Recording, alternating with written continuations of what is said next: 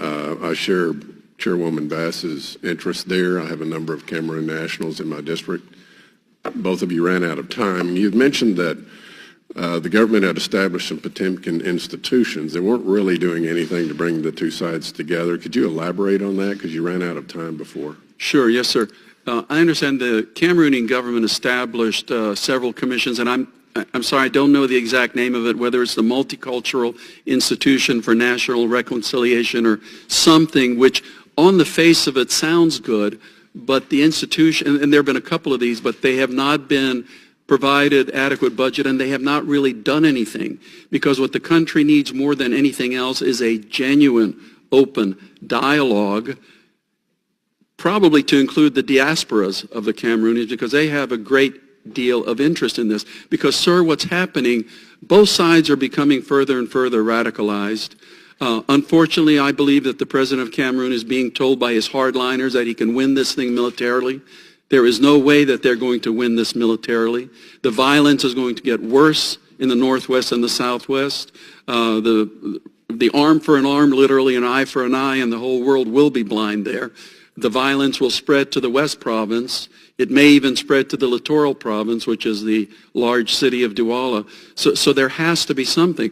We are very, very energetically speaking with our allies. That's why I said that we just had in the Security Council this Monday what the United Nations calls an ARIAS, where it's an open debate, and it's so clear that everybody wants to move forward on this.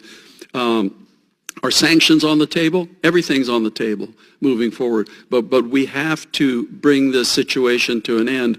Else, there's a possibility of what happened in Nigeria with Boko Haram. Started as a small movement, and now look at it. And it'd be disastrous for the region if the Cameroonian government turned this thing into yet another type of Boko Haram. Or Boko Haram could come back into Cameroon. Well, how do you mentioned, that it appears to be spiraling out of control, because the more the security forces clamp down, the more resistance there is in the Anglophone region. So what can we do that we're not already doing? Well, like I said, the best we can do for right now is just work with our allies to really make the Cameroonian government understand the need for a real dialogue. And if that doesn't happen relatively quickly, then we have to look at the array of other tools we have in our toolkit, because, frankly, the possibility of sanctions is always there. But it's always better to work in concert with our friends before we go in that direction, because the frustrating thing is it is in the interest of everybody to have a national dialogue. The situation will not end militarily. Each day, the atrocities will get worse and worse. Is the permanent separation of the two regions a possibility? Sir, I don't believe so, because I think that most Cameroonians, including in the southwest and northwest, have a sense of Cameroonianness, and the concept of a separated, what they call Ambazonia, in my view, is not realistic.